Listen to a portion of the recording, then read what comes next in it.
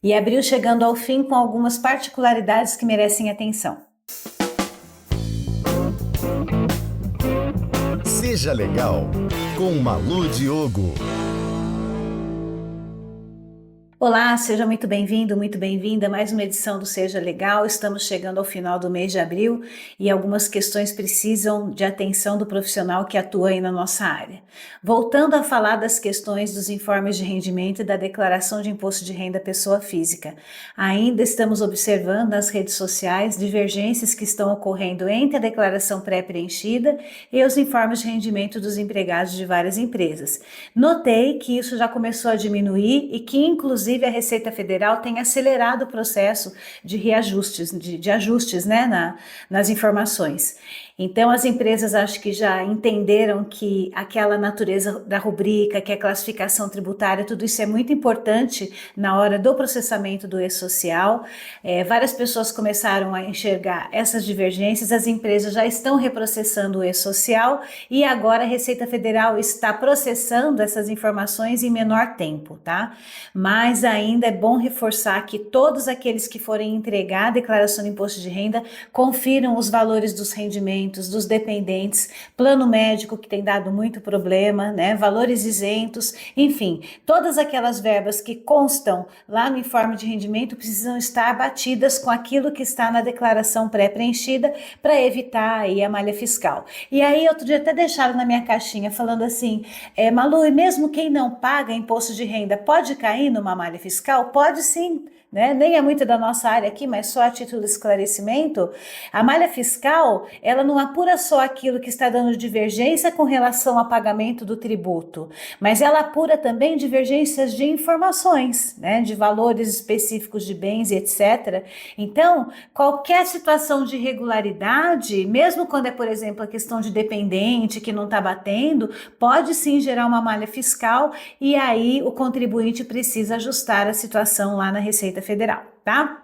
Vou deixar um link aqui para vocês, né, da Lei 15.377 de 2026, que nós tivemos aí uma alteração na CLT.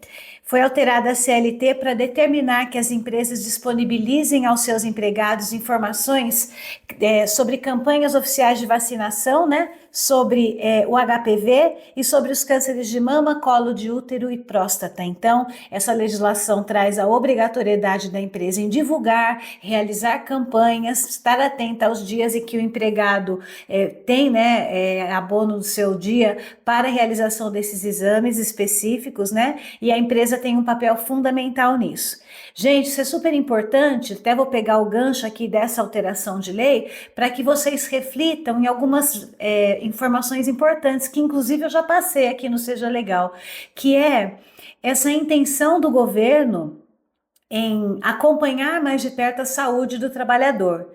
Então a gente já tem aquela questão da NR1 dos riscos psicossociais, nós já temos a questão que começou lá com o e-social no envio dos eventos de saúde do trabalhador para o e-social, né? Então a gente tem percebido que o governo tem acompanhado mais de perto essa questão da saúde do trabalhador. E essa alteração da Lei 15.377 é mais um motivo, né, para que o empregador fique atento com relação a isso, tá? Então a gente tem que entender que o empregador tem a responsabilidade em alguns momentos específicos de atentar-se à saúde do trabalhador, tanto do ponto de vista de medicina ocupacional, como também agora passando a ter o papel aí de incentivador, né, dos profissionais para que eles atentem-se mais às questões da sua saúde, tá? Então, olha, 3 pontos importantes que a gente tem que pensar com relação a isso: o acompanhamento e o envio dos exames periódicos lá no e-social, de tudo aquilo que é relativo à saúde do trabalhador, a questão do acompanhamento do CID, já falei algumas vezes aqui do CIDF, né? A questão do acompanhamento E de ações efetivas relativas aos riscos psicossociais, que eu já falei várias vezes, começam a ter autuação a partir do dia 26 de maio agora, do mês que vem, né? E agora mais essa novidade na divulgação dessas informações, conforme o link que eu deixei aqui, ok? Fiquem atentos aí. Abril chegando ao final, vocês já devem estar aí processando os finalmente da folha de pagamento de vocês, então fiquem atentos com prazos.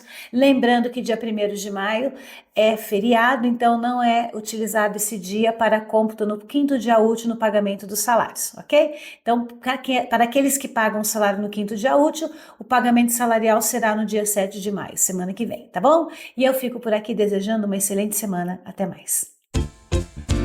GI Talks, RH na DR. Realização GI for Tecnologia para RH. Acesse gi.com.br.